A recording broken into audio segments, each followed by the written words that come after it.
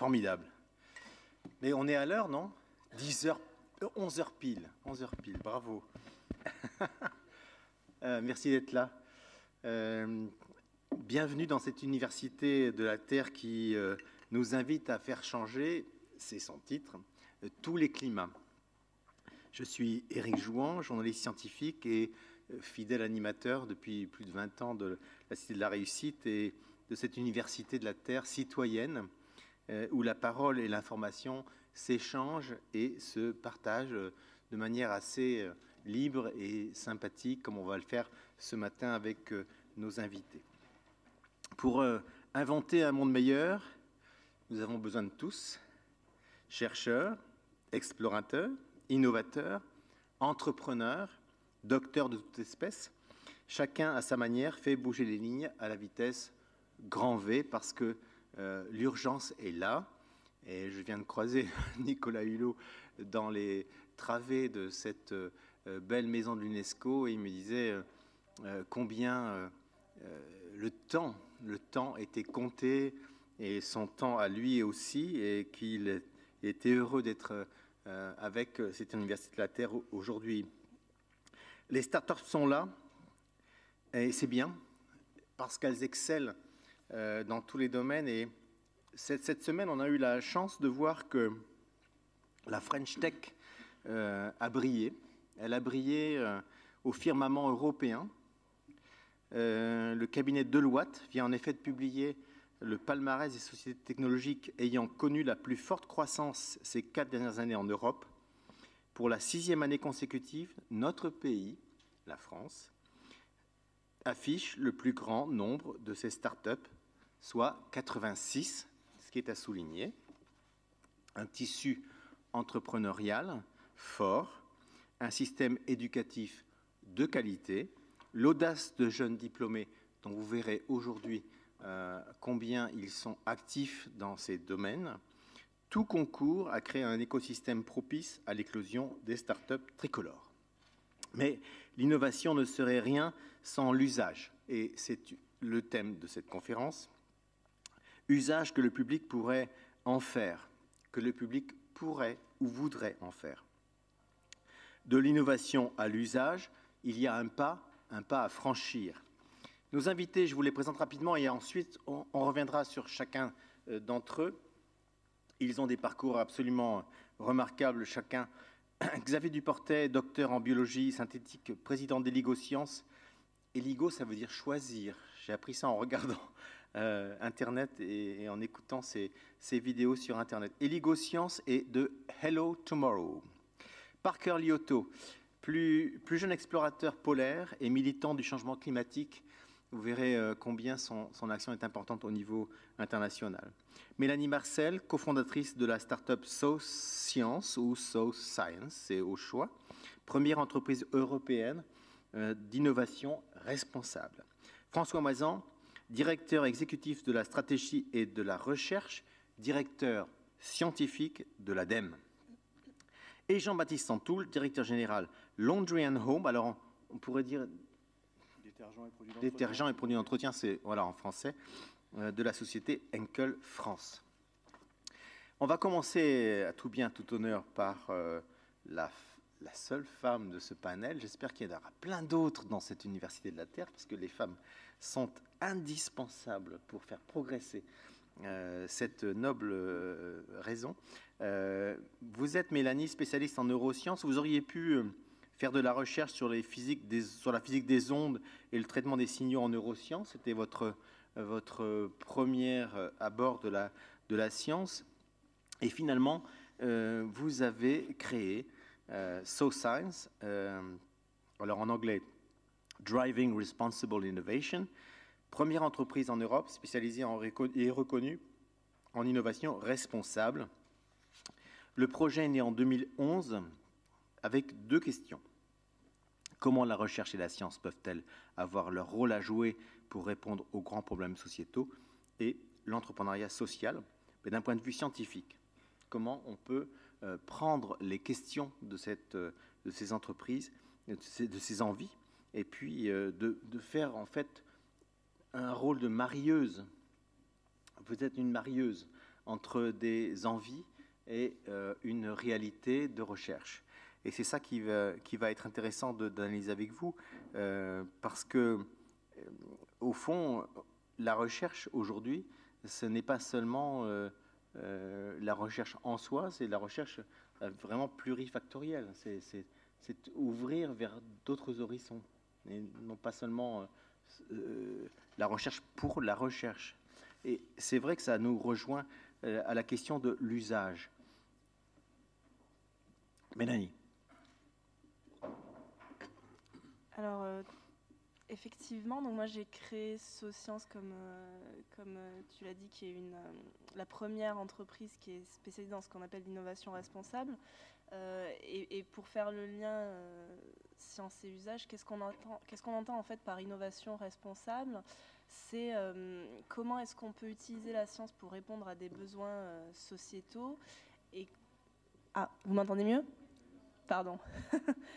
Donc, comment est-ce qu'on peut utiliser la science pour répondre à des besoins sociaux et ou environnementaux, et pas seulement dans le but finalement de réduire des impacts négatifs. On entend souvent qu'il faut avoir une consommation moindre de certains produits, etc., et qu'il faut avoir un impact négatif moins important sur l'environnement. Nous, on a une autre approche qui est de dire comment est-ce qu'on peut avoir un impact positif par la science et par l'innovation, par la recherche. Je vais donner un exemple parce que ce sera tout de suite plus clair, et notamment sur le rôle de Marieuse. Nous, on fait un peu le pont entre le monde de la recherche, qui est un monde particulier, avec ses codes, ses règles, et le monde, je dirais, de l'entrepreneuriat social, et des innovateurs qui veulent répondre à des enjeux de société. Donc un exemple assez concret, c'est celui d'une entreprise sociale avec laquelle on travaille, qui s'appelle FasoSop, qui est basée au Burkina Faso et qui a eu une très bonne idée. En fait, ces innovateurs se sont rendus compte que la population locale avait encore des problèmes avec la malaria, qui touchait encore énormément, et qui touchait particulièrement les populations les plus pauvres. Et ils se sont un peu demandé pourquoi. Ils se sont rendus compte que en fait, ces populations n'utilisaient pas les sprays qui étaient plutôt réservés aux touristes et qui coûtaient assez cher, et n'utilisaient pas non plus les moustiquaires qu'on leur donnait, tout simplement parce que c'était pas dans leurs habitudes, et que donc, on parle justement d'usage, ils n'en avaient pas l'usage. Par contre, ces entrepreneurs-là se sont rendus compte que tous les jours, ces populations utilisaient des produits d'hygiène du quotidien, savon, lessive, détergents, etc. Et ils se sont dit, pourquoi est-ce qu'on n'utiliserait pas, sans changer les habitudes des consommateurs, ces produits-là, en y intégrant en fait des agents anti-moustiques pour lutter contre la malaria. Donc c'était une bonne idée. C'était une idée ingénieuse en fait. Ils ont gagné de nombreux concours d'entrepreneuriat social. Sauf que la problématique, elle était technique, elle était scientifique. Comment est-ce qu'on fait un produit comme ça? Quand ils ont fait des savons traditionnels, ils se sont rendus compte que l'efficacité du produit durait une vingtaine de minutes. Donc, c'est pas du tout suffisant pour que ça fonctionne et pour que ça marche. Et donc, nous, notre rôle dans cette histoire avec SoScience, on les connaissait, on les avait repérés, et on leur a proposé de monter un partenariat de recherche entre donc leur petite entreprise sociale et l'Institut pour la microfluidique qui en fait travaille aujourd'hui sur comment est-ce qu'on peut faire de la micro-encapsulation de ces repousses moustiques et du relargage long terme, et faire en sorte qu'en fait le produit savon ou détergent soit efficace dans la lutte contre la malaria. Donc là, on a un exemple typique d'une innovation scientifique couplée à une forme d'entrepreneuriat tout à fait différente, l'entrepreneuriat social, pour donner un produit qui a des impacts positifs, qui répond à une problématique de façon directe. Donc voilà un peu sur l'usage, sur le rôle de la marieuse, et ça faisait partie des premiers projets qu'on a soutenus chez SoScience. Alors il y en a eu plein des projets. Je vais allumer mon micro. Oups. Oui, il y en a eu plein des projets chez vous.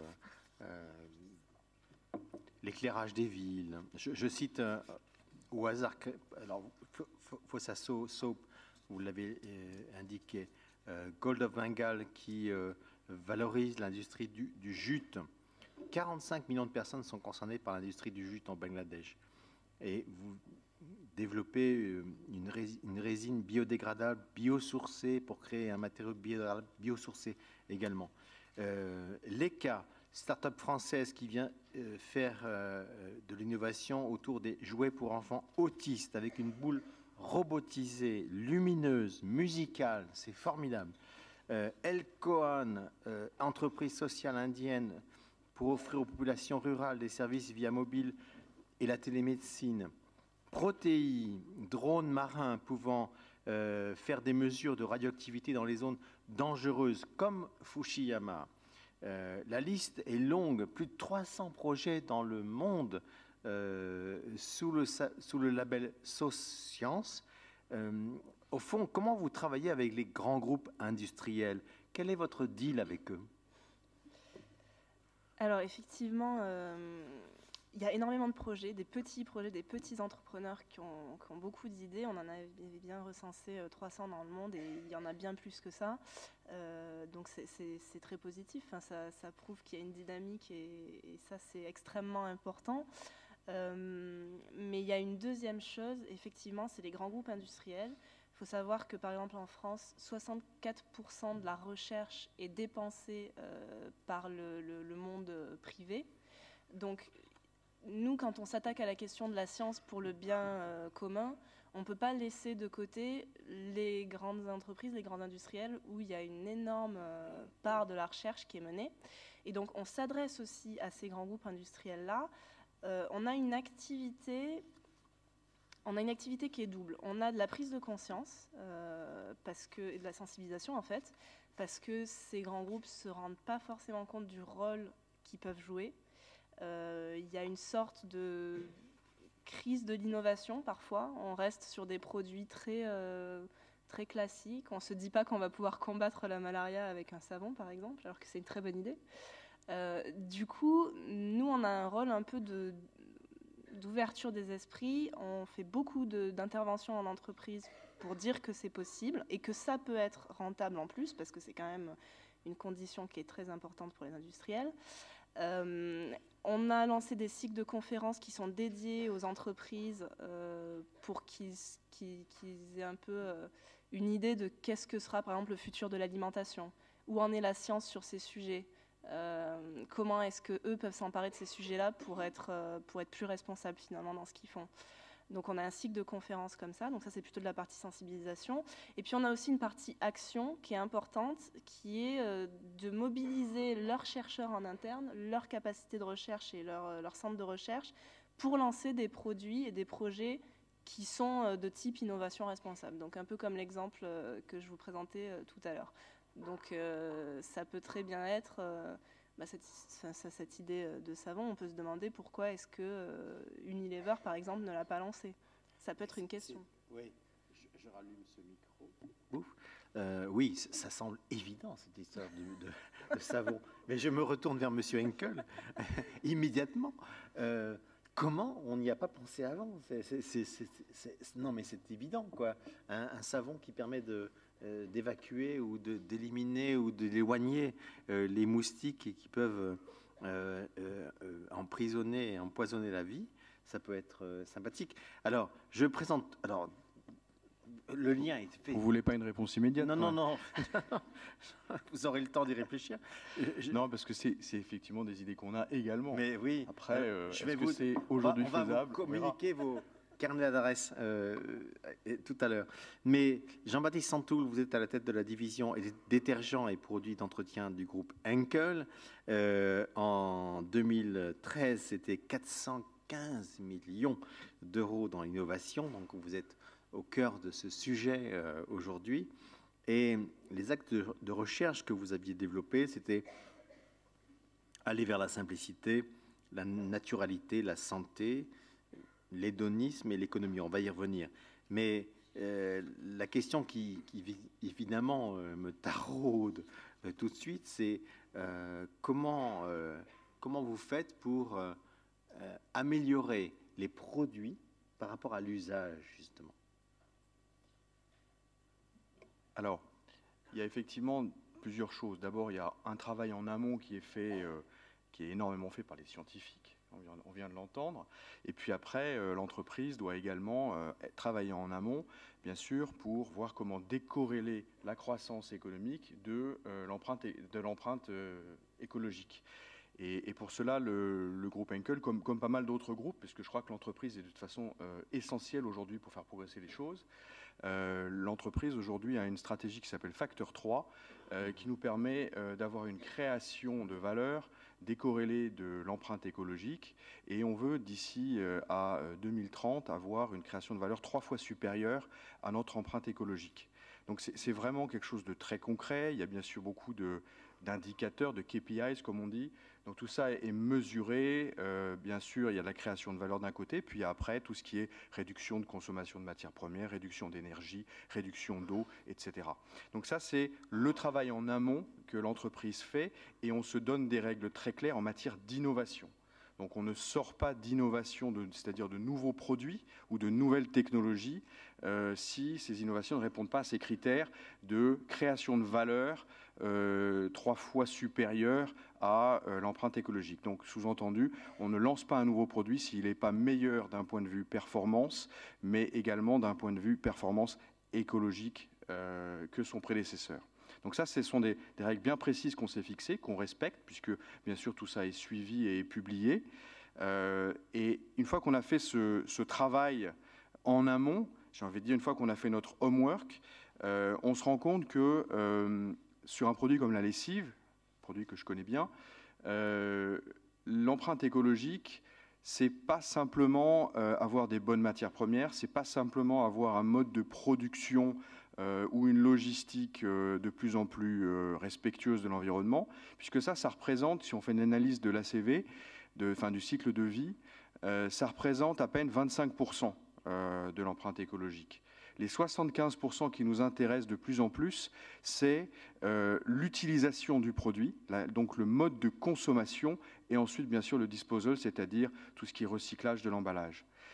Et c'est là-dessus qu'on travaille énormément, et c'est là-dessus qu'une entreprise a beaucoup de choses à faire, puisqu'il s'agit de faire changer les modes de consommation. Quand aujourd'hui, vous demandez aux Français qui veut consommer durable et qui veut faire un effort pour la planète, il y a 64% des consommateurs de produits détergents ou entretiens qui vous disent « Moi, je lève le doigt, je veux contribuer ». C'est très impressionnant, ça. Voilà. 64% disent « Oui, on va acheter des produits durables ».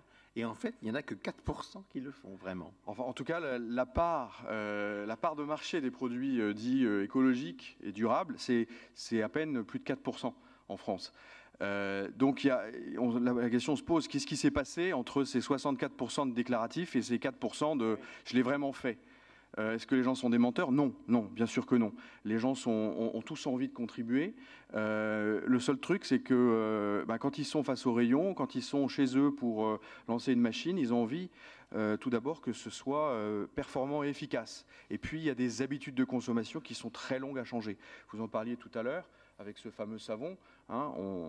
Et puis les gens qui n'utilisent pas les protections moustiques, etc. Donc changer les habitudes de consommation, c'est aujourd'hui le gros enjeu pour nous. C'est pas simplement donc de faire des meilleurs produits, c'est surtout de les faire mieux utiliser. Et là-dessus, il y a énormément d'exemples. C'est intéressant parce que vous avez remarqué que les Français étaient prêts à utiliser des produits lessiviers un petit peu moins lourds au sens physique, au sens du milligramme dans leur machine à laver, et de la lessive à froid, la lessive à chaud. Vous êtes engagé dans cet aspect concret changer de les modes, l'utilisation, de l'usage. Absolument. On est dans le cœur du sujet. Et je disais que c'était un travail qui était lourd et très long. Si vous prenez les lessives que vous utilisiez tous il y a une grosse vingtaine d'années, c'était généralement de la poudre. Et puis vous utilisiez à peu près 200 grammes de poudre pour faire un lavage. donc avec pas mal de matières actives, avec un mode de production qui était extrêmement coûteux en énergie. Il fallait des tours d'atomisation avec plusieurs étapes pour fabriquer cette poudre. Une tour, ça mesurait 50 mètres de haut. Vous pouvez imaginer l'énergie qu'il fallait, parce qu'il fallait faire monter les ingrédients, les souffler, etc. Très compliqué. Et puis progressivement, vous êtes passé en tant que consommateur de la poudre au liquide. Ça ne s'est pas fait du jour au lendemain. Il y a encore 14% du marché qui est poudre, parce qu'il y a encore des irréductibles. Mais produire du liquide, c'est beaucoup plus écologique aujourd'hui. Et puis, ce liquide, il y a encore quelques années, il fallait 120 millilitres de liquide.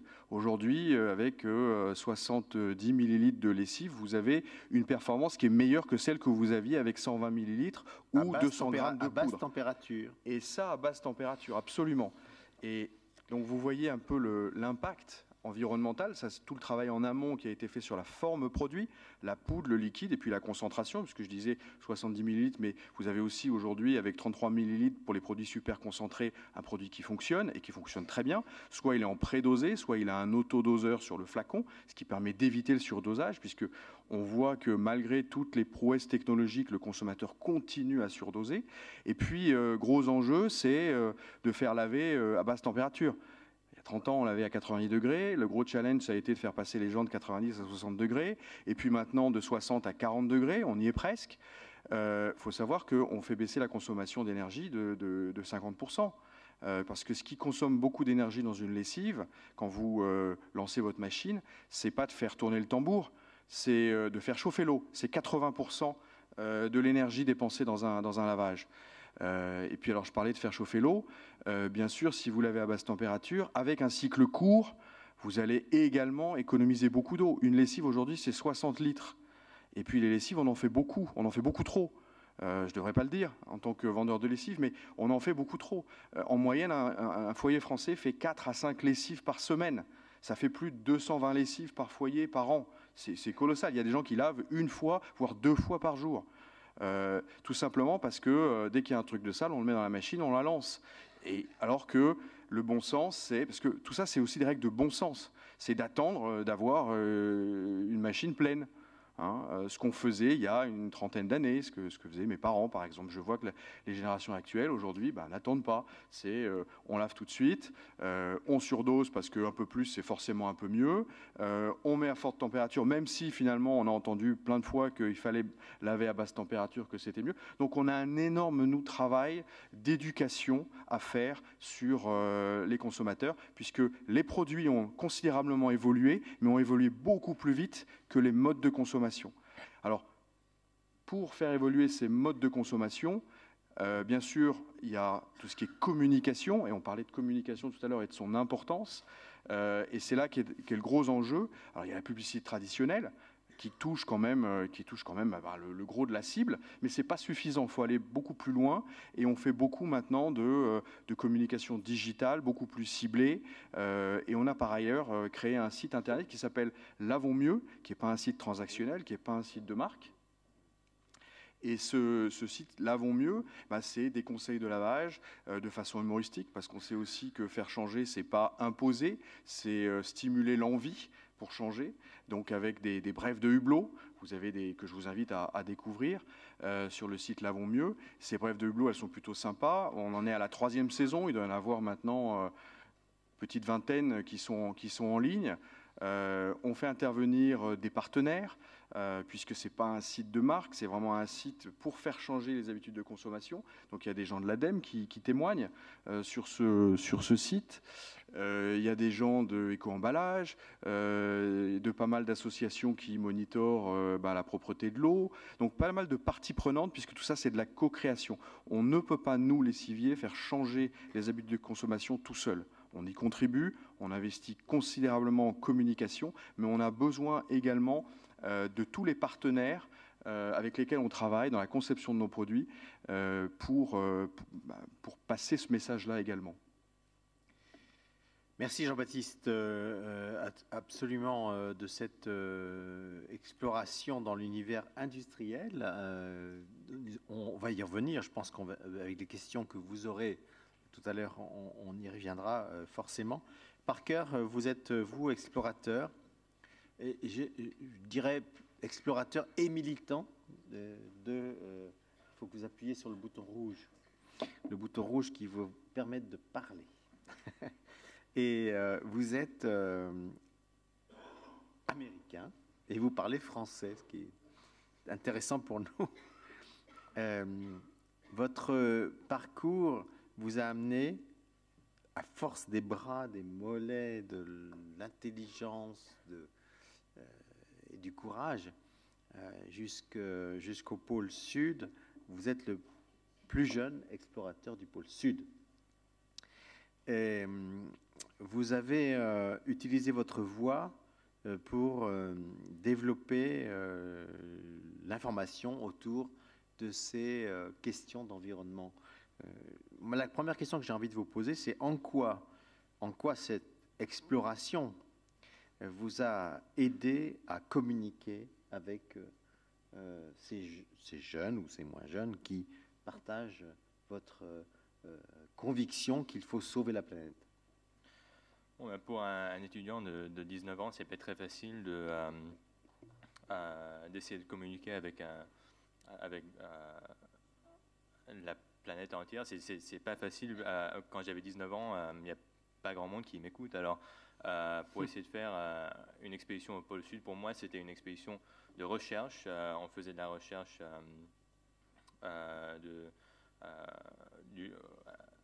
pour le changement du climat. On voulait répondre à certaines questions, mais en même temps, ça m'a aidé à essayer de communiquer avec ma génération. C'est devenu beaucoup plus facile tout à coup d'avoir une voix. Parce que, est-ce que vous vous êtes dit à un moment donné, les Américains, parce que vous êtes Américain, est-ce que les Américains sont un peu en dessous du niveau de connaissance, de conscience, de l'urgence du climat dans le monde? Oui, certainement. Pour moi, c'est extrêmement énervant parce que, moi, par exemple, j'étais au pôle Sud, j'avais passé un mois en Antarctique à essayer d'atteindre le pôle Sud, et quand je rentre chez moi, immédiatement, il y avait ce problème, en anglais, ça s'appelle le polar vortex. C'est quand il faisait un peu froid en janvier aux États-Unis, et tout le monde, tout à coup, s'est dit « Ah, c'est bon, le changement du climat, c'est une invention, ça n'existe pas parce que il a neigé une fois en janvier. » Alors, oui, forcément, c'est énervant parce que ça rend la question beaucoup plus difficile de répondre. Aux États-Unis, par exemple, à chaque fois que je fais un speech, ou à chaque fois que je parle avec des Américains, c'est toujours la même chose. Il y a au moins une personne qui dit est-ce que vous êtes sûr que le changement du climat, c'est à cause des activités de l'humanité? Et il faut que je réponde à la même question à chaque fois. Est-ce que vous sentez qu'il y a une vraie différence entre le public européen, on va dire, et le public américain sur cette question? Oui, parce que je pense qu'il y a aussi quelque chose de très américain, c'est de se demander pourquoi le gouvernement veut introduire des solutions. Est-ce que c'est vraiment des solutions à un vrai problème, ou est-ce qu'il veut simplement de se mettre plus dans mes affaires, de demander plus d'impôts, par exemple. C'est ça c'est très américain comme question à poser. C'est quelque chose que je pense en Europe, c'est moins, il y a moins de... je ne connais pas vraiment le mot en français, mais c'est suspicion. Suspicion. Ouais, c'est ça. Ben c'est ça le problème. Aux États-Unis, c'est personne fait confiance au gouvernement pour répondre à un problème.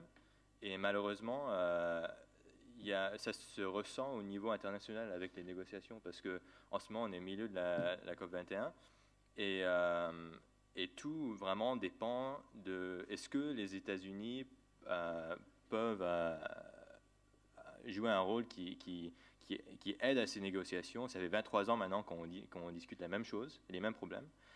Mais la participation des États-Unis, ça dépend de la politique aux États-Unis. Et ça veut dire malheureusement que 300 personnes dans un village en Ohio vont décider le futur de la planète. Et ça, c'est un peu déprimant.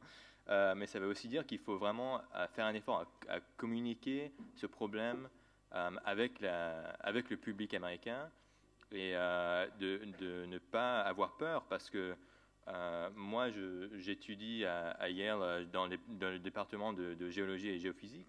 Je suis en permanence, il y a des scientifiques autour de moi qui veulent pas, qui hésitent à s'engager dans ce débat.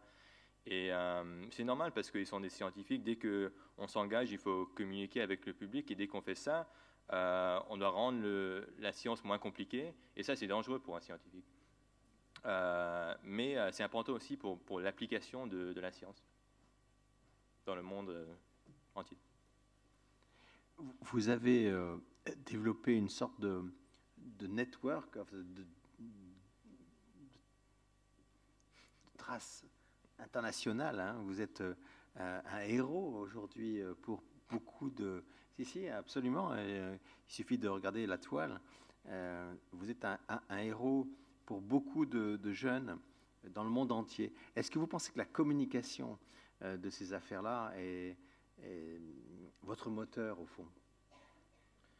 C'est ce que je faisais au tout début quand j'ai essayé de monter des projets autour du changement du climat. C'était au tout début, si j'avais 15 ans, je voulais faire une expédition au pôle Nord, même quand je ne pensais pas que je pouvais faire ça. Pour moi, je ne savais pas comment faire une expédition au pôle Nord au niveau physique, par exemple. Je pouvais à peine faire une pompe. Alors, le concept de faire une expédition au pôle Nord, pour moi, c'était pas évident, mais je voulais faire ça parce que c'était un moyen de communiquer avec ma génération et d'essayer de communiquer d'un endroit qui change très rapidement. Et c'est ça, même quand après j'ai essayé d'apprendre la science et j'ai commencé à apprendre comment faire la recherche correctement, l'importance de la communication, ça a resté avec moi.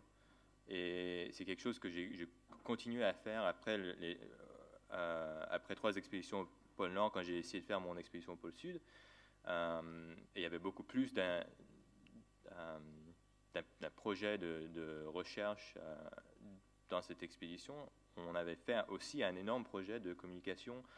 On a essayé de faire un lien vidéo en direct de l'expédition en Antarctique, quelque chose que personne n'avait fait parce que la technologie n'existait pas vraiment. Il fallait créer un peu un système qui pouvait faire marcher ce lien. Et on a créé un espèce de studio à Londres qu'on avait connecté à l'expédition pendant l'expédition. On avait fait des débats avec des décideurs dans le secteur privé, des scientifiques, des experts du gouvernement, plein de catégories de gens différents. Mais vous avez raison, la communication, pour moi, ça a toujours été clé dans la mission. Formidable. En tout cas, regardez ces vidéos sur Internet. Parker Lioto. 2 choses. Il avait terminé une de ses vidéos par deux petites phrases qui m'ont semblé très importantes. Je commence là où je suis, quand il était en plein milieu de cette banquise à moins 40, très malade, très, très fatigué, complètement en dehors de toute humanité. Il s'est dit, je suis là où je suis et je commence là où je suis. Et donc voilà, c'était le départ d'une autre étape. Et puis la deuxième chose que vous avez développée d'ailleurs dans une présentation de TEDx, c'est je fais ce que je peux. C'est-à-dire, à partir du moment où vous avez décidé le point où vous êtes, ben, je peux faire 10 pas et pas plus. Et ben, c'est bien, je fais 10 pas. Xavier Duportet, les startups, c'est pas un hasard si le célèbre MIT, Massachusetts Institute of Technology, à travers sa publication Technology Review, vous avez élu l'innovateur français de l'année. C'est quand même incroyable, incroyable. Merci d'être là. L'hebdomadaire Challenge vous place parmi les 100 personnalités qui vont changer le monde. C'est énorme sur des épaules d'un jeune homme. Le Nouvel Obs parmi les top 12 des visionnaires en France. Incroyable. L'Opinion parmi les 50 Français qui vont changer la France. Incroyable. L'étudiant parmi les 100 jeunes scientifiques internationaux. Vous êtes, selon Le Monde, le défricheur interactif. Selon l'usine Nouvelle, le concepteur des antibiotiques du futur. Selon l'industrie et technologie, non, je vais arrêter là, c'est trop. C'est trop. Parlons sérieusement, mais en même temps, tout cela est sérieux. La résistance aux antibiotiques causera, dans les années à venir, à l'horizon 2050, ça c'est tout à fait vérifié par l'OMS, 10 millions de morts, soit plus que le cancer. C'est un chiffre absolument saisissant, ça. Pour lutter contre ce fléau, nous travaillons, et vous travaillez, à mettre au point un antibiotique intelligent. On pourrait appeler ça un petit robot moléculaire capable de séquencer le génome de la bactérie pour la détruire, la bloquer, ou en tout cas bloquer ses comportements. C'est une technologie de synthétisation de l'ADN qui cible des ennemis précis, comme par exemple un sacré ennemi qui nous embête parfois, qui est le staphylocoque doré. Héligo, ça veut dire choisir, je crois. Vous êtes d'accord avec ça? Héligo biotique, choisir son antibiotique. Quel est vraiment votre axe de recherche aujourd'hui? Est-ce que c'est vraiment vers là que vous voulez aller, sur ces nouveaux antibiotiques, les antibiotiques de demain? Je rallume mon micro. Merci beaucoup pour cette introduction. Si il y a tout ça, c'est aussi, je tiens à préciser, parce qu'au final, il y a beaucoup d'autres gens autour de moi et que si on arrive à ça, c'est parce qu'on s'entoure souvent des gens beaucoup plus intelligents que soi-même. Et donc, au final, c'est toute une équipe derrière tous ces résultats de recherche. Aujourd'hui, donc, on a monté en effet Eligo Bioscience, une jeune société de biotechnologie qui développe des antibiotiques intelligents, de nouvelle génération. Le but, en effet, c'est à terme d'arriver à pouvoir décoloniser de façon extrêmement efficace des personnes, des patients qui sont porteurs de bactéries résistantes aux antibiotiques. Donc une bactérie résistante à antibiotiques, en fait, c'est une bactérie qui a muté dans son génome, un de ses gènes a muté, et en fait, l'antibiotique qui devait empêcher un fonctionnement d'une protéine, par exemple dans la bactérie, la protéine qui devrait être bloquée par la petite molécule d'antibiotique, vu qu'elle a muté, l'antibiotique ne peut plus agir sur cette protéine et donc la bactérie devient résistante à cet antibiotique. La technologie qu'on a développée, c'est une technologie complètement différente qui a été issue de la recherche fondamentale d'il y a 7 ans encore. C'était les premières découvertes de la base de cette technologie. On utilise des ciseaux moléculaires. Donc c'est des tout petits ciseaux qui sont de l'ordre je sais pas, ils sont minuscules, on ne peut pas les voir. Et en fait, on peut arriver à plus ou moins les programmer pour découvrir des séquences, certaines séquences génétiques dans le chromosome des bactéries, dans l'ADN des bactéries. Et si ces ciseaux trouvent ces séquences, une séquence qui va coder par exemple pour un gène de résistance à un antibiotique ou pour un gène qui va exprimer une toxine qui va créer une grosse inflammation chez l'homme, alors ce petit ciseau, il va tout simplement découper ce morceau d'ADN.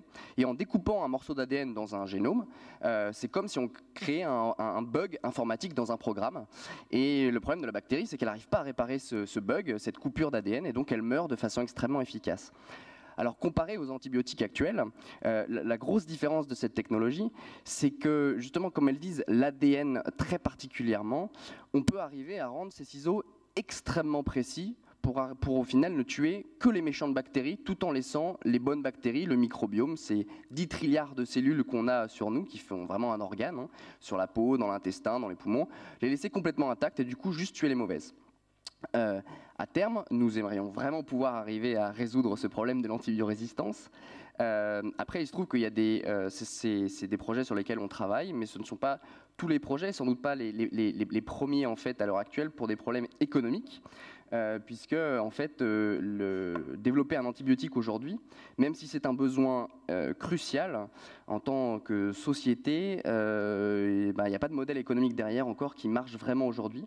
Du coup, ces problèmes d'antibiotiques pour développer, donc on utilise ces technologies pour traiter beaucoup d'autres maladies qui sont très graves, la maladie de Crohn par exemple, ou des problèmes après les opérations dans l'intestin. Et les antibiotiques, on garde ça sous la main et on fait appel en fait à des gens qui sont plutôt des donateurs, des philanthropes, pour développer cette partie sur l'antibiorésistance, parce qu'il est aujourd'hui extrêmement dur d'avoir un business model et du coup d'être économiquement viable sur la problématique des antibiotiques. Alors pour mettre une nouvelle molécule sur le marché, c'est votre boulot, c'est votre job, il faut entre 200 millions et 1 milliard d'euros, et il faut 10 ans, 10, 12 ans. Alors comment vous envisagez la suite? Est-ce que vous êtes rassuré? Est-ce que vous avez les sous? Est-ce que vous avez le temps? Est-ce que je suis rassuré? Je ne sais pas, mais en tout cas, je pense que quand on veut, on peut. Et que du coup, on va tout faire pour y arriver. On a réussi à lever quelques millions déjà cet été en France. Excuse-moi. En effet, il faut beaucoup de temps. Le temps, on ne peut pas le raccourcir vraiment. Alors, on s'intéresse à des problèmes qui sont tellement graves aujourd'hui, que ces nouveaux antibiotiques peuvent répondre à des problèmes tellement graves qu'il peut y avoir des cas exceptionnels un peu de dérogation par rapport au développement clinique qui prend très longtemps. Et puis après, pour les sous, il faut qu'on arrive à démontrer. Donc c'est justement là, on a encore beaucoup de recherches à faire. On a une preuve de concept qui a été publiée dans Nature Biotech, 2 preuves de concept l'année dernière où on montre qu'on arrive à faire ça, ça marche, les antibiotiques marchent sur les souris. Donc on n'a pas encore testé sur les hommes. On a montré qu'on pouvait décoloniser des souris de staphylocoque doré résistants, qui est un gros problème de santé majeur, de santé publique. Et maintenant, on est en train de développer des produits. Du coup, là, c'est tout. On se frotte à l'innovation, justement de ce passage de l'innovation à l'usage, ou de passer d'une preuve de concept qu'on a dans un laboratoire à un vrai produit qui répond à des critères spécifiques pour rentrer sur le marché. C'est extrêmement compliqué, il y a beaucoup de recherches. Et donc là, il nous faudra encore quelques temps, mais on y croit. Et puis, il y a pas mal de gens qui commencent à nous suivre et qui commencent à y croire aussi. Vous êtes parmi ceux que l'on observe de loin en disant, voilà, pourvu qu'ils ne quittent pas le territoire français, qu'ils restent en France, parce que vous avez été longuement aux États-Unis, et la question est-ce que vous allez rester chez nous?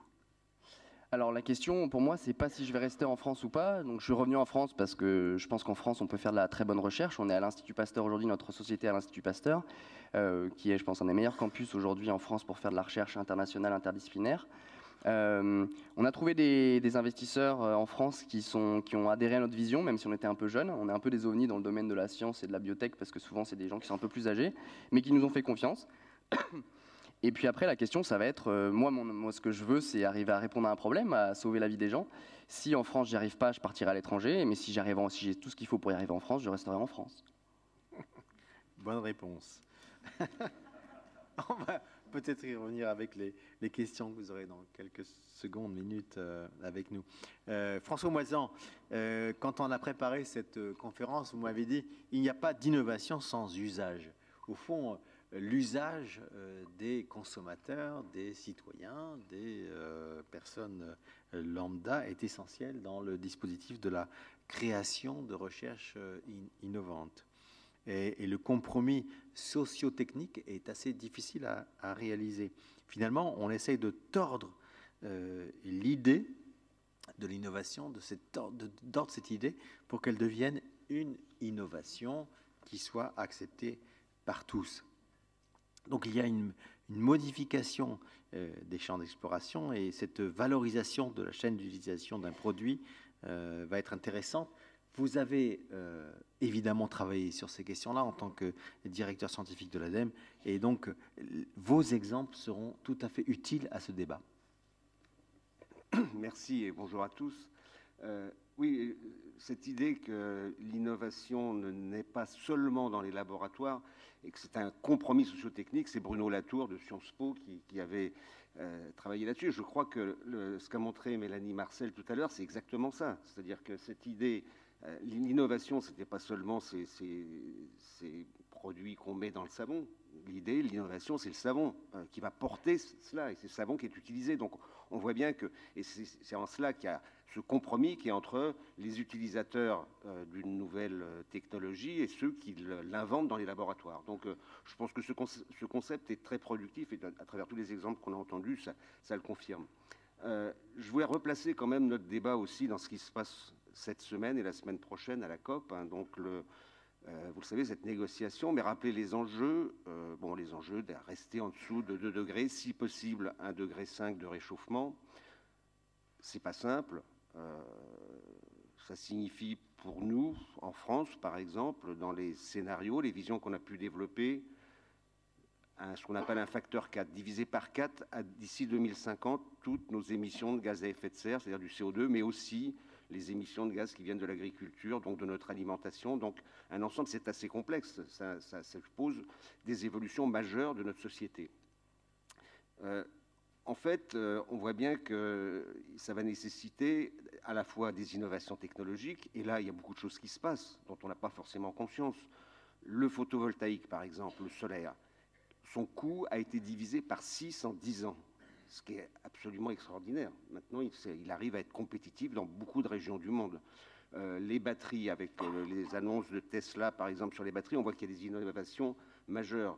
Les lampes, vous saviez qu'on avait des lampes à incandescence qui maintenant deviennent de plus en plus bannies dans le monde. On avait des lampes fluocompactes et maintenant on a des LED qui sont encore plus chères, c'est vrai, mais les coûts baissent très très rapidement. Donc on a toutes ces technologies qui avancent, mais ce qu'il faut, c'est qu'elles puissent pénétrer dans les marchés, c'est que les utilisateurs s'en emparent, et c'est là que effectivement il y a le processus d'innovation. Et les Français, quand on les interroge sur le changement climatique, ils sont plus de 70% à dire oui, il faudra changer nos modes de vie, ils sont prêts à le faire. Ils sont prêts à le faire s'ils ne sont pas les seuls à faire des efforts et si c'est partagé. Alors, nous, à l'ADEME, on a donc, à travers nos activités, un fonds pour accompagner l'innovation portée par des entreprises, donc des moyens importants. Et l'objectif, c'est effectivement d'accélérer le rythme de ces technologies qu'on pourrait appeler les technologies bas carbone. Et donc, on aide des entreprises à élaborer, par exemple, des éoliennes offshore, dont la taille fait la moitié de la Tour Eiffel, des gros objets techniques. Là, le côté des utilisateurs est peut-être plus simple quelque part, parce que ça va s'insérer dans des réseaux électriques. Mais il y a beaucoup d'innovations qui vont nécessiter une appropriation par les gens à différents niveaux. Donc dans les expérimentations que nous faisons, plusieurs sont des expérimentations à des niveaux territoriaux où des ménages, des gens comme vous et moi, sont impliqués de façon à ce qu'on puisse valider. Et je crois que l'intervention de Xavier Duportet le montre, il faut trouver ce qu'on appelle souvent des modèles d'affaires. C'est-à-dire il faut qu'il y ait de la valeur qui soit créée, que cette valeur soit partagée entre les usagers, mais aussi ceux qui vont les promouvoir, ces technologies. Et ça, c'est très, très important dans le processus. Alors, un exemple, par exemple, le véhicule. On sait bien que les voitures dont nous disposons actuellement pour se déplacer en ville ne sont pas du tout adaptées à l'usage. Alors, les constructeurs automobiles avaient développé des prototypes de véhicules spécifiquement urbains. On est en moyenne 1,2 passagers dans une voiture, on n'a pas besoin d'avoir une berline de 5 places. Mais ces voitures, il n'y avait pas de marché, parce que les industriels disaient, non, les gens, ils ont leur voiture, mais il faut qu'ils puissent aller en dehors de la ville, etc. Et puis, qu'est-ce qu'on voit maintenant? Alors ça, ce n'est pas un projet que nous avons aidé, mais quand vous regardez Autolib, c'est quoi? C'est évidemment une transformation, finalement, de ce concept de véhicule électrique, petit véhicule adapté à l'usage. Je rappelle quand même que ce véhicule, il consomme 7, alors je vous dis un chiffre, mais après je l'expliquerai, 7 kWh pour faire 100 km.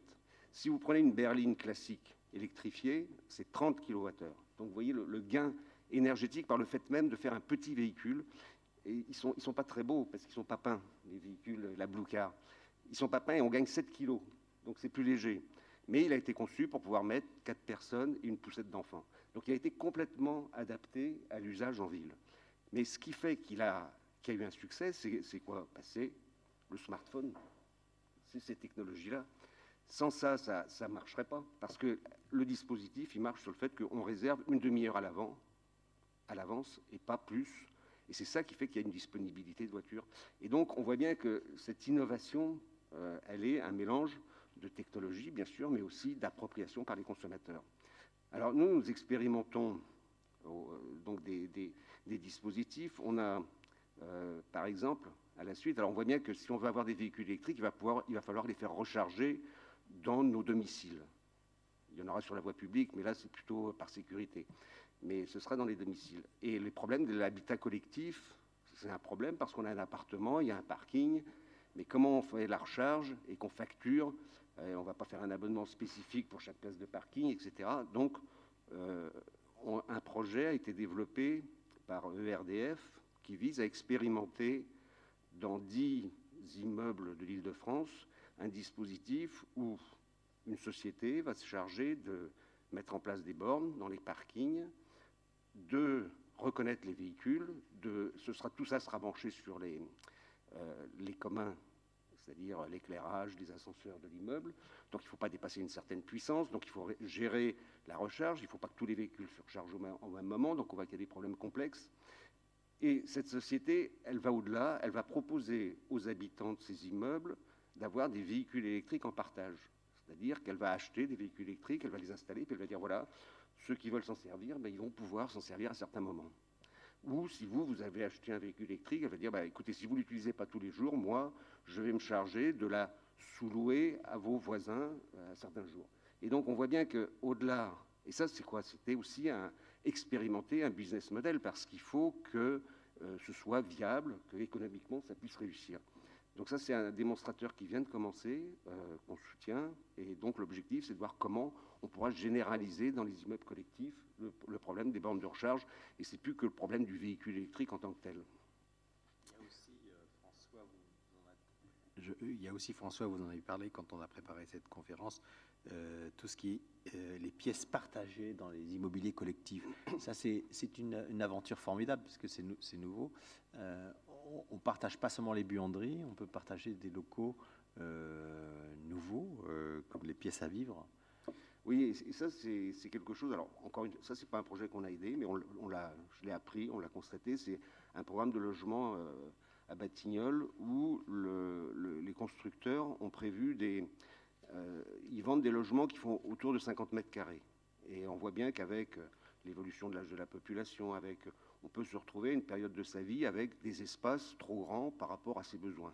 Mais de temps en temps, on a besoin d'espace. Et donc là, le choix qui a été fait par les constructeurs, c'est donc de faire des logements d'une taille mesurée, disons, mais avec, dans le même bâtiment, des pièces, des chambres que les différents copropriétaires peuvent utiliser. Alors, ils les louent. Alors, quand il y a un ami ou la famille qui vient, ils peuvent louer ces petits studios qui font à peu près 25 mètres carrés, donc qui permettent effectivement à des relations, à la famille de venir. Alors, il y a ça, il y a un kitchen bar qui est sur une terrasse où ils peuvent aussi faire des réceptions, etc. Et ce type de logement a été vendu à toute vitesse. Donc, on voit bien qu'il y a une évolution aussi des modes de vie, des choix. Alors, c'est sans doute pas généralisable partout, mais ça fait aussi partie, effectivement, de ces innovations comportementales. Alors, nous, on en soutient d'autres aussi dans le logement, où on voit qu'avec le développement des énergies renouvelables variables, on va avoir finalement de l'énergie, surtout autour de midi, avec le solaire, et puis avec le vent, quand il y aura du vent. Et jusqu'à présent, notre consommation d'électricité, c'était de se dire, bon, ben, moi, tout ça, c'est pas mon problème, c'est celui de mon producteur d'électricité. Et puis moi, ben, j'ai besoin de temps en temps de lancer ma machine à laver, alors peut-être moins souvent, comme vous l'évoquiez, monsieur Santoral, peut-être moins souvent, mais et puis j'ai plein de chauffage, etc. Ce qu'on développe, on sait qu'on va avoir besoin d'adapter nos profils de consommation dans le temps et de les déplacer. Et ça, on peut le faire. Il y a des outils maintenant aussi, il y a l'électronique, où on sait qu'on va pouvoir, par exemple, arrêter le chauffage dans un immeuble bien isolé pendant une demi-heure. Ça ne change pas du tout le confort. Le chauffe-eau, bah, d'ores et déjà, en fait, il se déclenche la nuit. Sauf que dans le futur, c'est peut-être à midi qu'il va se déclencher parce qu'on aura de l'électricité beaucoup moins chère à midi, que la nuit.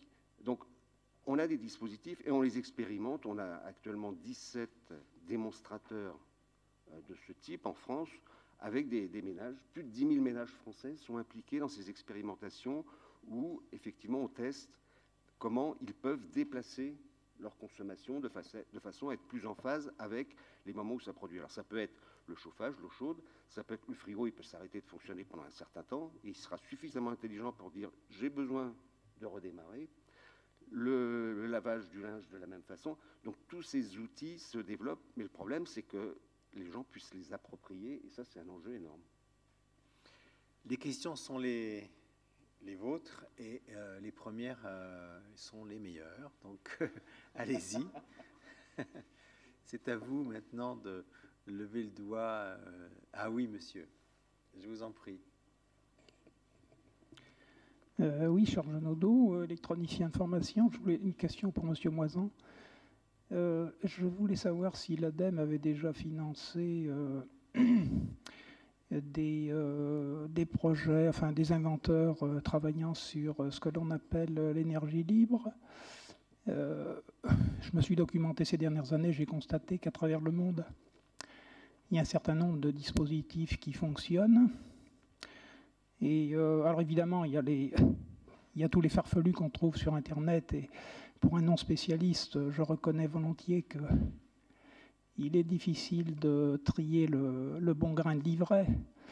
Mais en tant que spécialiste, j'ai quand même constaté qu'il existe de véritables inventions dignes de ce nom qui démontrent ce qu'on appelle la surunité, c'est-à-dire la possibilité de récupérer plus d'énergie à la sortie du générateur qu'il en a été investi à l'entrée pour faire tourner, par exemple, la machine.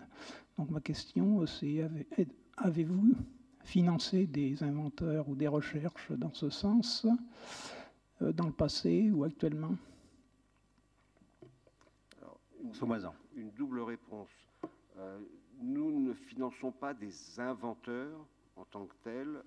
Il existe des crédits pour ça dans d'autres institutions. Nous, ce que nous finançons, c'est soit des équipes de recherche dans des laboratoires publics, qui sont pour la majeure partie effectivement les lieux où se font ces inventions avant de devenir des innovations. Nous finançons des entreprises, comme je l'évoquais, et aussi qui ont une perspective de marché. C'est-à-dire nous ne sommes pas sur la recherche de l'innovation fondamentale qui est le propre de la recherche plutôt publique. Nous accompagnons les entreprises. Maintenant, quand dans votre intervention, il y a quelque chose qui m'a un petit peu chatouillé en tant que scientifique aussi, c'est de dire qu'il peut sortir plus d'énergie qu'à l'entrée. Excusez-moi, on entend très très mal. Alors, excusez-moi. Oui, donc au-delà du fait que nous n'avons pas de crédit pour financer des inventions en dehors des laboratoires publics, il existe d'autres crédits pour cela.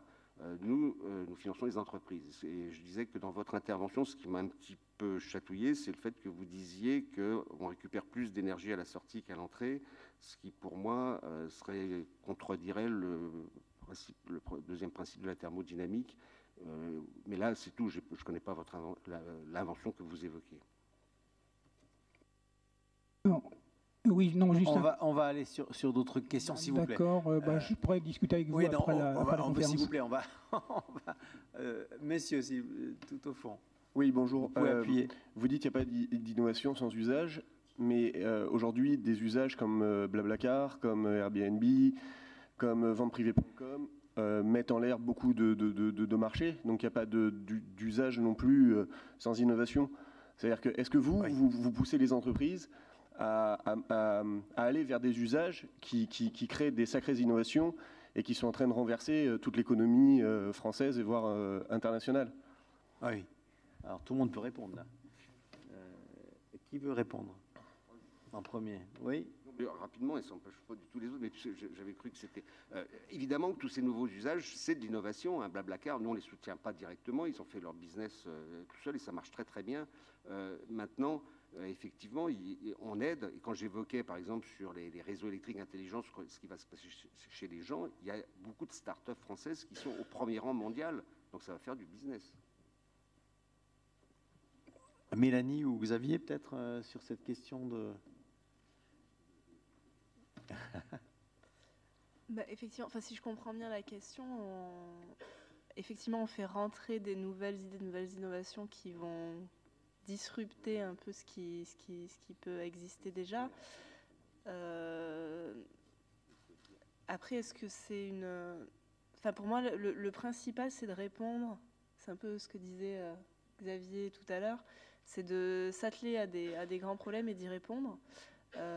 Et ensuite, il y a une vraie question, je dirais, sociale, politique, qui doit s'ancrer autour de ces innovations pour que finalement la transition d'un monde à un autre soit bénéfique pour tout le monde, entre guillemets. C'est-à-dire qu'on pense les innovations, c'est extrêmement important, mais il ne faut pas penser que ça. Il faut aussi penser tout le système qu'il y a autour et qui doit, je pense, évoluer avec l'innovation. Peut-être un dernier mot là-dessus. Pour moi, c'est un peu la question de la poule et l'œuf, pour être un peu simpliste. C'est oui, est-ce que c'est l'innovation qui est avant l'usage? Est-ce que c'est l'usage qui est avant l'innovation? Je pense que les deux se nourrissent en permanence et j'ai envie de dire ça va dépendre des cas. Je pourrais rajouter quelque chose aussi, je pense que pour la question des solutions pour le changement du climat, c'est pas évident de dire qu'il faut attendre l'usage parce que souvent l'usage ne change pas. Alors par exemple, un exemple d'une compagnie qui s'appelle NRG, c'est une compagnie qui génère l'électricité pour 40 millions de familles aux États-Unis. Quand vous et vos familles utilisent l'électricité, par exemple, moi je m'en fiche plus ou moins d'où vient l'électricité, si je peux allumer ma lampe et si ça marche, c'est ce qui est important. Mais moi, je travaille sur ces problèmes, alors forcément, j'ai envie de savoir d'où ça vient. Mais Energy, c'est un bon exemple parce que le directeur général de cette compagnie voulait investir dans des solutions qu'il voulait voir si c'était possible de changer les ressources qu'ils utilisent. Ils voulaient générer plus d'électricité solaire et renouvelable et simplement plus propre et moins de charbon. Et quand il fait ça, normalement, le consommateur ne voit rien de différent. Et alors, c'est important de regarder aussi qui va prendre les décisions qui finalement va créer des solutions à ce problème. C'est les décideurs dans le secteur privé, dans le gouvernement. C'est pas forcément que les consommateurs qui voient pas forcément une énorme différence dans leur vie quand il y a des gens, des décideurs qui essayent d'introduire des solutions. Malheureusement, dans le cas de NRG, les investisseurs ont puni le directeur général et lui a limité dans ses ambitions parce que ça a coûté trop cher et que aux États-Unis, les politiques autour de ce problème sont assez compliquées et que la plupart du temps, les investisseurs ne veulent pas des investissements à court terme qui montrent que des résultats à long terme. Mais ce que je voulais dire, juste plus ou moins tout simplement, c'est que souvent, la consommation et ce que veut celui qui consomme, c'est pas différent et c'est l'innovation à partir des décideurs dans le secteur privé et dans le gouvernement qui vont faire la différence. Xavier Duportet, la poule et l'œuf, l'usage et l'innovation. Quand vous travaillez sur les antibiotiques, au fond, il n'y a pas de débat, donc on est évidemment obligé de soutenir votre projet, d'aller vers vous, de le financer. Pourquoi? Parce que l'antibiotique de demain, il est entre vos mains. Est-ce que c'est inéluctable ou est-ce que vous devez vous battre? Non. Alors on est bien plus modeste que ça. On ne dit pas du tout qu'on va sauver le monde demain avec notre antibiotique. Il faut savoir quand on fait une innovation qui est vraiment de rupture, qui sort de la recherche, entre une preuve de concept et une mise sur le marché en biotechnologie, il y a 10 ans, il faut 1 milliard. Et puis il y a surtout 80 autres étapes. Il y a encore 6 mois, on était à peut-être 3% de chances de réussir. Maintenant, on doit être à 7 ou 8, un peu plus. Mais c'est extrêmement risqué. Non, aujourd'hui, on ne peut pas dire que quand quelqu'un développe une nouvelle technologie aujourd'hui ou une nouvelle innovation, tant qu'elle n'est pas mise sur le marché, on ne peut pas dire que c'est là où il faut aller. C'est ce qui fait qu'aujourd'hui, c'est la beauté d'aujourd'hui, c'est aussi le risque d'aujourd'hui. On a un développement technologique, on appelle ça les technologies exponentielles, qui sont en train d'avancer à 10 000 à l'heure, qui ouvrent les possibilités, qui, au final, peuvent même créer de nouveaux usages, de nouveaux marchés. Bon, aujourd'hui, c'est vrai que l'antibiothérapie et l'antibiotique, c'est quelque chose d'extrêmement important. Il y a les gouvernements qui sont en train de mettre beaucoup d'argent. Mais je ne pense pas qu'aujourd'hui, les problèmes sont tellement importants que souvent, ils ne dépendent pas, leur résolution ne va pas dépendre que d'une seule technologie. Mais c'est bien plus large que ça. C'est aussi sur les habitudes, encore une fois, des consommateurs, des habitudes des gouvernements. C'est bien plus large qu'un seul produit ou une seule technologie. De quoi avez-vous besoin tout de suite là? Si Tout de suite? Oui, d'argent, j'imagine. J'ai besoin d'argent, mais j'ai besoin des sous. je suis ouvert aux donations. Non, j'ai besoin de quoi? J'ai besoin de gens intelligents, de gens, et donc c'est pour ça que. Parce qu'on a envie de vous aider. Aidez-moi. Alors, on a besoin aidez-nous. On a besoin de reconnaissance à l'étranger. Enfin, on commence à en avoir pas mal, mais on a besoin d'être connus parce qu'il faut encore une fois la communication. Enfin, il n'y a rien de plus important déjà pour l'antibiothérapie de montrer qu'il faut que ce soit un problème qui soit vraiment. Comme c'est de la prévention, on n'en est pas encore là, c'est en 2050, c'est non très loin. Donc là, les gens, c'est un peu comme le réchauffement climatique, on ne voit pas les conséquences tout de suite. Sauf que là, on voit les gens qui meurent, enfin, ça arrive très proche. Après, je pense qu'une chose dont on a besoin, c'est de mettre en avant, pas que moi, mais aussi tous les autres jeunes scientifiques qui sont en train d'essayer de changer le monde par la technologie et par les autres, parce qu'aujourd'hui, on a besoin de jeunes qui prennent un peu, pas forcément le pouvoir, mais qui collaborent en tout cas beaucoup plus avec les anciens. Et pour inspirer les jeunes et pour leur donner envie de prendre des risques dans des domaines qui sont aussi risqués que la biotechnologie ou d'autres technologies de rupture, il faut pouvoir les inspirer et il faut les appuyer. Et il faut les aider et il faut les mettre en avant. Mélanie, vous acquiescez? Ben oui, complètement. Enfin, et on le voit, c'est un peu ce que je disais tout à l'heure avec Enfin, pour moi, il y a un nouveau monde qui émerge, qui est porté par des jeunes ou des moins jeunes, mais en tout cas par des personnes qui ont une vision un peu différente et qui veulent changer les choses en bien en utilisant la science. Et effectivement, il y a un manque de mise en avant. C'est des sujets dont on parle assez peu. Et c'est des gens qui pourtant ont énormément besoin de visibilité, ont énormément besoin de réseau et ont besoin de pouvoir accéder à des fonds et des connaissances qui sont pour l'instant loin d'eux. Donc ouais, je suis assez d'accord. Et si je peux rajouter juste quelque chose par rapport à la France, puisque la question a été abordée plusieurs fois, dans le monde entier, on observe un vrai shift en ce moment il suffit de suivre les investissements qu'il y a aux US et on observe un vrai shift depuis l'entrepreneuriat qui mettait en avant et quand on parlait de start-up, on pensait que au web. Aujourd'hui, il y a un vrai shift vers le retour aux sciences dures et à la transformation des technologies de rupture, parce qu'on se rend compte que ça va changer les économies autant que ça a changé, autant que Internet a changé les choses, que ce soit la bioéconomie, l'intelligence artificielle, la robotique. Et ce changement, il est en train de s'opérer beaucoup aux US. Un peu même en Asie. Et en fait, en France, on est encore très ancré dans la culture du web. Les entrepreneurs qui nous marquent, qui réussissent, on pense qu'à Mythique, à Xavier Niel, qui sont des gens fantastiques, mais qui travaillent uniquement sur de l'innovation de business model, surtout, donc créer de l'argent avec des business models, sans créer de nouvelles industries. Aujourd'hui, si la France veut avancer demain et être un acteur majeur, il faut qu'elle mette le paquet sur le transfert de technologie et sur la transformation de technologies de rupture en produits dans beaucoup d'autres industries.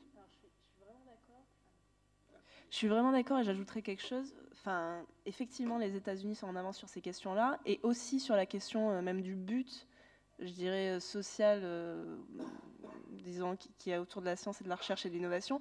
J'étais invitée en octobre au MIT parce qu'ils lançaient pour la première fois cette année une initiative qui s'appelle Solve. Et la tagline de Solve du MIT, c'est de dire comment est-ce qu'on utilise la recherche pour répondre aux grands enjeux de notre temps. C'était une énorme conférence avec beaucoup d'ambition. Le MIT a vraiment mis beaucoup de moyens là-dessus. Et aujourd'hui, il n'y a pas d'équivalent en France, il n'y a pas d'équivalent en Europe même. Oui, c'est vrai, il y a Hello Tomorrow. Mais ce n'est pas porté, par exemple, par une université. Enfin, là, on est sur une action que toi, tu as créée. Oui, mais c'est porté par, au contraire, ça peut aller même beaucoup plus loin qu'une université qui se met en avant, puisque c'est porté là par 15 000 jeunes entrepreneurs qui font des choses dans le monde entier. Oui, mais on voit que ça vient des jeunes. On voit que ça vient pas mais justement, il y a ce changement qui est en train d'arriver aussi, et la société civile a le pouvoir aujourd'hui de changer le monde. Et il faut que chaque personne dans la société civile se dise qu'elle peut changer le monde si elle le veut. Et il y a un deuxième point, c'est sur il y a quelque chose qui est relativement fort en France et en Europe, qui est ce qu'on appelle l'économie sociale et solidaire. Et j'étais aux rencontres du Mont Blanc il y a moins d'un mois, qui sont les rencontres des dirigeants de l'économie sociale et solidaire, qui et où il y avait effectivement la remarque du fait que l'économie sociale et solidaire avait peut-être loupé le coche du numérique, et où je mettais en avant le fait que si en tout cas elle a loupé le coche du numérique, il ne faut pas qu'elle loupe les nouveaux coches qui vont arriver sur les sciences dures, et donc j'appuie complètement ce qui vient d'être dit. Et oui, tout avance, tout se modifie avec le temps. Des questions, je vous en prie, c'est à vous. Oui, monsieur. Bonjour. Vous avez dit qu'un des gros enjeux, en fait, c'est plutôt de faire changer les comportements. Et on voit bien avec les derniers exemples que la science, elle avance très bien et trouve des réponses technologiques. Donc si on creuse un peu et si on met notre créativité au service de ça, comment changer nos usages plus vite? Est-ce qu'on ne pourrait pas rebondir sur l'initiative de l'ADEME, mais au lieu de viser 10 000 personnes, on a dit que 4% des Français sont réellement prêts à acheter différemment. 4% de 60 millions, ça fait peut-être 2,5 millions.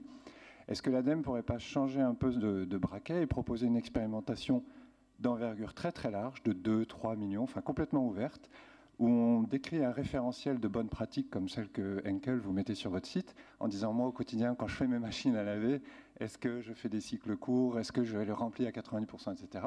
Et chaque famille qui a envie va s'enregistrer sur le site et elle coche les pratiques qu'elle a mises en œuvre dans sa vie, et elle voit encore toutes celles qu'elle n'a pas encore mises en œuvre, mais au moins elle sait qu'elles existent, et elle pourra un jour rentrer là-dedans. Est-ce qu'on n'aurait pas un effet vertueux boule de neige d'aller beaucoup, beaucoup plus vite sur déployer des comportements vertueux sans qu'on ait l'impression que ce soit, vous savez, très rigoriste ou le pince-homme, et ce qui empêche aujourd'hui, me semble-t-il, que ces comportements soient adoptés de manière plus large. Il y a un bout d'ignorance, il y a un bout d'image un peu négative. Je sais pas trop. Pas le pince-homme, mais une collaboration, finalement, que vous proposez.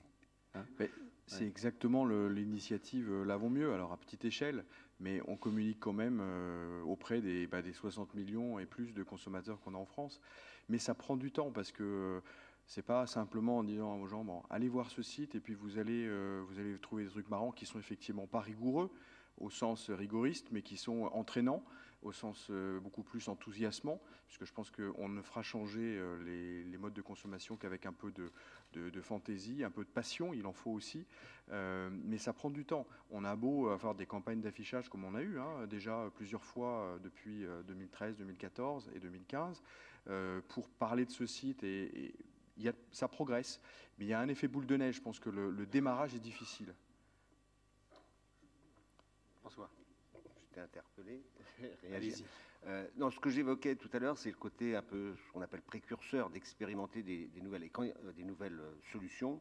Et à partir du moment où il y a des aspects technologiques, on est obligé de passer par des phases d'une certaine taille. Et puis, il y a un risque. Il y a un risque financier, il y a un risque technologique. Tout ce que j'évoquais sur ces expérimentations où on associe les ménages, c'est en train, maintenant ça va se déployer avec ces fameux compteurs qu'on appelle communicants, qui ne sont pas intelligents, mais communicants au moins, Linky. On va passer à une échelle territoriale, on va décider une région entière qui va être équipée et où on va expérimenter ce qu'on appelle ces réseaux intelligents. Mais dans ce que vous évoquez, ça a été fait aussi avec les familles à énergie positive, où effectivement il y avait un espèce de concours, un appel à ce que des familles, par une modification de comportement, et là effectivement il n'y avait pas un enjeu d'investissement financier, donc on pouvait le faire de façon beaucoup plus large. La problématique à ce moment-là, c'est ce qu'on appelle la généralisation, comment passer effectivement d'une expérimentation à une certaine échelle à une généralisation. Mais encore une fois, je pense qu'il faut quand même garder des expériences à une certaine échelle. Est-ce que vous me permettez de rebondir sur ce qu'a dit Parker Liotto tout à l'heure, parce que je ne suis pas tout à fait d'accord avec lui. Allez-y, allez-y. Le débat est ouvert. Le modèle qui nous a, quand il a dit, parce que justement, je pense que ça c'est quelque chose de fondamental. Il a dit, en fait, en gros, le consommateur, il n'a pas besoin de savoir l'innovation où elle se passe, et puis finalement, si on produit du solaire, finalement, on s'en fiche, on a notre électricité. Je caricature un petit peu Parker, peut-être. Il n'a pas tout à fait dit ça, mais oui. Bon. Non, mais il a dit, je peux répondre après, mais que ce soit du solaire ou une autre énergie, le consommateur, ce qu'il veut, c'est avoir l'électricité au bon moment. Et justement, je pense que l'enjeu, c'est que ça change. Que ça peut pas. Si je prends l'exemple de la France, dans ce qu'on a regardé, si on veut avoir une énergie décarbonée en 2050, on regarde ce qu'on peut faire en solaire. Si je regarde effectivement sur le solaire, le photovoltaïque, en l'occurrence, soit on fait des centrales au sol, soit, alors les deux, on fera les deux, soit on met des capteurs sur le toit des maisons. la superficie de la France, alors aux États-Unis, il y a de beaucoup plus grands espaces, mais la superficie de la France fait qu'on ne pourra pas couvrir, on ne pourra pas alimenter nos besoins en couvrant que par des centrales solaires au sol, parce que les gens, au bout d'un moment, ils vont nous dire non, moi j'en veux pas, ça prend des espaces, ça a un conflit avec l'agriculture, ça a un conflit avec d'autres usages. Donc on voit bien dans nos visions qu'il faudra utiliser aussi des panneaux sur le toit des maisons. Et là, le consommateur, il devient producteur. Et là, ça change tout parce qu'il sera incité à autoconsommer, il sera incité effectivement à ne pas tout revendre, parce qu'on ne va pas lui racheter au prix auquel on le rachète actuellement. Et donc, il sera amené à ce que j'évoquais tout à l'heure, à modifier ses usages. Alors, quand je dis que je ne suis pas d'accord, effectivement, il y aura ça. Et puis, les gens, ils ont plutôt envie, effectivement, d'appuyer sur le bouton et que ça marche. Mais je crois que l'enjeu, il est bien qu'effectivement, il y ait ces évolutions de comportement. Parker. Oui, ben, je suis d'accord, mais pour moi, ce que je voulais dire, c'est plutôt qu'il y a une ordre de priorité. Alors, pour le consommateur, c'est d'abord le prix de l'électricité et le fait que quand j'allume ma lumière, ça marche. Et je ne sais pas comment c'est en France, mais aux États-Unis, ce qui est le plus important, c'est que rien ne change au niveau de est-ce que je peux avoir accès, quand je le veux, à mon électricité, et est-ce que le prix change ou pas. Alors, si on a le choix entre un producteur ou une compagnie qui me donne l'électricité à un prix un peu plus cher, mais qui vient des ressources renouvelables ou beaucoup plus propres, moi, personnellement, je dirais oui, bien sûr, parce que ça vaut le coup, parce que moi, c'est important pour moi ces problèmes, mais la plupart des Américains vont vouloir payer moins et ils s'en fichent plus ou moins d'où ça vient. Et c'est pas ce qu'ils s'en fichent forcément, c'est que c'est plus important qu'ils payent moins, et parce qu'il y a beaucoup d'Américains qui n'ont pas l'argent de payer un peu plus pour l'électricité. Mais alors, ça veut dire qu'il y a aussi de l'espace pour l'innovation et la recherche et du développement des technologies dans le secteur privé si on réussit à libérer un peu le capital nécessaire pour financer ces développements. Et ça, c'est un autre problème. Mais oui, quand on discute aussi le problème de est-ce qu'on va devoir mettre est-ce que des familles individuelles vont devoir devenir producteurs aux États-Unis, ça c'est quelque chose qui commence à développer de plus en plus, et c'est quelque chose que les familles veulent faire parce que maintenant il y a des programmes où ils payent moins ou ils payent rien pour installer les systèmes solaires. Mais avant, personne ne voulait le faire parce qu'il n'y avait aucune compagnie qui voulait donner un système solaire à une famille pour rien. Et ça, c'est un autre problème, parce que les familles, les entreprises et tout le monde, personne ne veut payer un prix à l'avance pour avoir pour réduire un effet ou pour répondre à une question long terme. Vos questions, monsieur. Oui, bonjour. Ma question est pour monsieur Santoul. Comment ça se passe autour de la table de l'équipe de direction quand vous arrivez avec des propositions de produits innovateurs et amenant des nouveaux comportements formidables comme ceux que vous avez décrits tout à l'heure? Vous leur proposez une baisse de chiffre d'affaires ou alors êtes-vous sûr d'avoir une nouvelle part de marché? Alors, merci pour cette question. Il y a du vécu. Et effectivement, moi, avant de vous répondre, je voulais repartir sur ce que tu viens de dire. C'est très important. On part toujours du consommateur. Et le consommateur, tout à l'heure, je disais que les 2/3 disent oui, je veux contribuer à l'environnement, je veux mieux consommer. Et puis, au bout du bout, il n'y en a pas beaucoup qui le font. Pourquoi ? Pas parce que, encore une fois, je ne disais pas des menteurs, etc., parce qu'il faut changer les comportements de consommation et que ça prend du temps, mais aussi parce que le consommateur, dans le domaine des lessives, mais dans bien d'autres domaines, il veut d'abord de l'efficacité. Il veut que s'il a une lessive, il faut d'abord que ça lave. Si c'est bon pour l'environnement mais que ça ne lave pas, il ne va pas le faire. Il veut avoir la confiance d'une grande marque, d'où l'intérêt pour ce secteur que les grandes marques s'y mettent, avec une certification, parce qu'il ne suffit pas de dire « je suis une marque écologique », il faut aussi le prouver, donc avec l'écolabel par exemple. Donc tout ça, il y a un tas d'étapes à franchir pour que le consommateur puisse vraiment faire ce mouvement. Et puis, dernier point, c'est l'aspect combien ça coûte, dont on parlait pour le solaire. Si le produit coûte plus cher, mais qu'il est super vertueux, vous allez attirer des gens qui sont déjà convaincus, et on parle de niche. Donc, il faut aussi que ce produit il soit abordable. Et c'est tout l'intérêt de l'innovation. Il faut avoir des produits qui soient très efficaces, voire plus que les précédents, qui soient meilleurs pour l'environnement, grâce à des innovations qui vont nous permettre aussi de couper les coûts. Et là, à partir du moment où on arrive avec une telle proposition à la table de direction, dont vous parliez tout à l'heure, là, on a une chance de passer. Parce que là, on sait qu'on va vraiment pouvoir faire bouger les lignes. Le but est dans le chemin. Moi, j'y crois beaucoup. Hein. Et c'est comme ça qu'on peut faire bouger les lignes, avoir des produits qui vont séduire plus de consommateurs. Et on va gagner de la part de marché. Oui, on va baisser la consommation, les gens vont plus surdoser, mais à court terme, c'est peut-être un peu désagréable, mais à long terme, c'est comme ça qu'on va gagner. On est une entreprise, et la plupart des grandes entreprises comme nous sont des entreprises qui sont là pour durer, et donc qui doivent voir loin. Et si on n'est pas capable de mettre en place ces produits qui, peut-être à court terme, vont faire baisser un petit peu la consommation, mais vont nous faire gagner des parts de marché à moyen terme, pas la peine d'innover. Donc il y a une petite prise de risque, toujours, dans l'innovation. Ça a répondu à votre question, monsieur? Oui. Et peut-être un dernier exemple, Oui. et après je ne vous embête plus avec mes lessives. On a lancé cette année un produit super concentré avec un autodoseur. C'est un sacré pari, parce que c'est une évidence, les gens surdosent. Donc si on leur explique qu'il ne faut pas surdoser, a priori ils vont dire je ne vais pas surdoser. Ils continuent à surdoser, donc on leur propose un produit avec un autodoseur. Avant de le lancer, il y a eu énormément de recherches. Un, pour avoir le bon produit à mettre dedans, et deux, pour que l'autodoseur soit un système qui soit suffisamment simple, qui ne coûte pas un prix prohibitif parce que personne ne serait prêt à payer pour ça. Donc il faut que ça soit au même prix que les précédents produits. Le problème qu'on voit, et donc ça c'est une vraie innovation, et c'est une innovation où on prend un risque parce qu'on va faire baisser la consommation. Mais par contre, on sait que les gens qui vont l'adopter sont des gens qui vont devenir très fidèles, parce qu'ils auront compris quelque chose.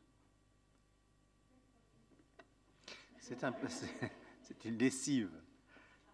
On va pas oui, c'est une lessive. Vous regardez les lessives du groupe Henkel, on trouve ça sur toutes nos lessives, que ce soit le chat, Supercroix, Extra ou Mire-Couleur. Vous retournez le flacon et ça ne verse que la dose prescrite. Et on a un problème d'ailleurs avec ce produit. C'est que des gens qui veulent l'essayer, ils disent c'est super, n'y croient pas. Ils le retournent, il y a la dose, puis j'ai mis que ça. Une deuxième. Donc vous vendez 2 fois plus. Et ben, rassurez-vous, ça marche, c'est suffisant, c'est pas la peine d'en mettre plus. Madame, monsieur, je crois que c'est monsieur là-bas. Oui. Oui, bonjour. J'ai une question en fait en tant qu'utilisateur, c'est comment peut-on être sûr aujourd'hui que ces nouvelles innovations ont moins d'impact sur l'environnement que ce qu'on fait aujourd'hui? Je prends par exemple ce que vous avez dit, la voiture électrique.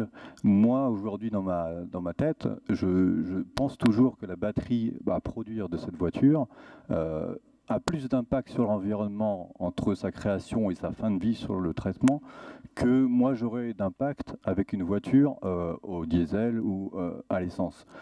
C'est à peu près aussi la même chose sur les portables. Aujourd'hui, on utilise pas mal de portables. Qu'est-ce qu'on fait des batteries demain? Sur la lessive, vous l'avez dit, vous faites des analyses des ACV. Est-ce que vous le faites sur tous les produits aujourd'hui pour nous garantir, nous, utilisateurs, que ces innovations auront moins d'impact sur l'environnement, sur l'ensemble de leur vie, quoi? Excellente question. Qui veut répondre? François Moisan. Oui, je crois que cette question est très importante et fondamentale. Effectivement, il faut à chaque fois qu'on a une nouvelle technologie, faire une analyse de cycle de vie pour mesurer l'impact. Alors, c'est compliqué parce que vous évoquiez par exemple le véhicule électrique et la batterie.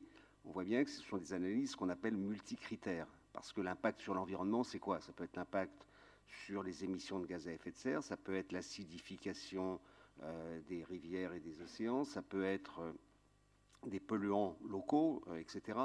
Et donc, on voit bien que sur le véhicule électrique, c'est compliqué. Et on a fait ces analyses de cycle de vie.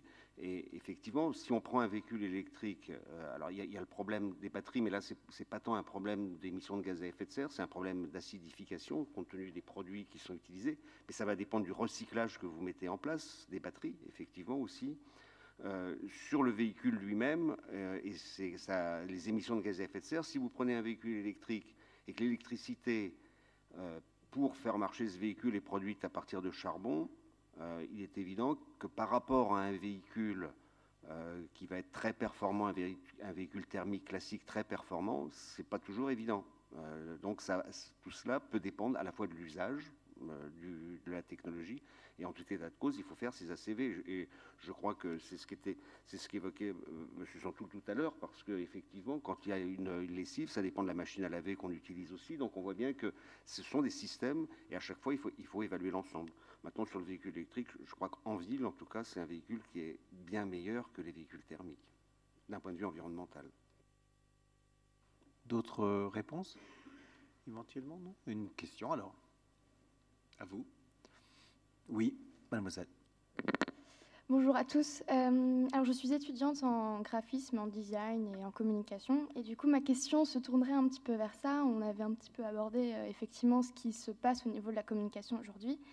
Et moi, une question que je me pose en tant que usager déjà et puis futur communicant, c'est est-ce que la communication, elle est indispensable à mettre en place ces usages, ou est-ce qu'on peut penser que maintenant, c'est vraiment dans l'expérience de l'utilisateur qu'on va pouvoir avoir un impact? Parce que dans les exemples que vous donniez, c'était vraiment au moment où on met l'usager face à des nouvelles expériences au quotidien, donc par exemple l'utilisation de lessives qui sont adaptées, ou alors au Burkina Faso, on s'est rendu compte que finalement, il y avait une petite différence entre la communication qui était faite et vraiment l'expérience des usagers. Est-ce qu'on peut penser que la communication, elle arrive aussi à un moment où il va falloir qu'elle s'adapte à l'expérience? Mélanie Marcel, pour vous répondre. Effectivement, la question de la communication a été pas mal abordée autour de cette table, et je pense que c'est crucial. Ça l'a été et ça l'est depuis longtemps en science. Comment est-ce qu'on communique sur l'innovation? Comment est-ce qu'on communique ça aussi aux consommateurs? Donc, à mon avis, ça va de pair en fait avec l'expérience. C'est-à-dire que l'un sans l'autre ne peut pas fonctionner. Enfin, je pense que c'est vraiment c'est complémentaire et il faut les deux. Peut-être juste une question à l'étudiante que vous êtes. Quel est le bon ingrédient ou l'ingrédient nécessaire pour faire une bonne communication? Je vais donner la réponse, c'est l'insight. Et donc, c'est la connaissance profonde de ce qui motive un consommateur pour faire ou ne pas faire. Et à partir de là, une communication est vitale. Mais il faut qu'elle soit bien calibrée. Une communication qui est juste descendante, c'est faites comme ci et faites pas comme ça, ça ne marche pas, effectivement. Xavier Duportet, peut-être votre expertise en termes de communication, vous excellez dans la matière et donc ça serait intéressant d'avoir votre œil. J'ai plutôt l'habitude de dire ce que je pense, qui n'est pas forcément une bonne idée partout en termes de communication. Allez-y. Non, mais pour la communication en général, donc je ne suis pas forcément le meilleur. Non, mais après, la communication en science, la science, ça intéresse aujourd'hui pas beaucoup. Enfin, je parle de science, ça intéresse souvent peu les gens. Donc il faut arriver pour leur. Il faut arriver à leur faire. Enfin, c'est bête, hein, mais il faut arriver à leur vendre quelque chose dont ils ont envie, et puis faire passer des messages en même temps par un peu détournés. Et ça marche pas trop mal dans notre cas et dans pas mal de cas aussi. Je pense qu'en effet, encore une fois, c'est le consommateur. Il faut être à l'écoute du consommateur, lui dire ce qu'il veut entendre, plus ou moins, et en profiter pour faire passer ses messages. De façon un peu... Enfin, après, c'est du coup... c'est pas du tout de la manipulation, mais c'est comment essayer d'arriver à faire passer un message qui nous intéresse, nous, et qui intéresse pas forcément la personne en face. Tout un travail, toute une vie, toute une... exploration de ce qu'est l'activité de l'entreprise d'aujourd'hui. Et tout cela, eh bien, on l'espère, et c'était le début de cette conférence, vers un monde meilleur. Merci à vous de votre attention. Merci beaucoup. Et à très vite. Merci. Je remercie nos intervenants et je vous prie de... Alors, on m'a demandé de vous signaler de quitter la salle parce que il y a une autre conférence qui commence tout de suite après. Donc, bon après-midi, bon appétit et à très vite.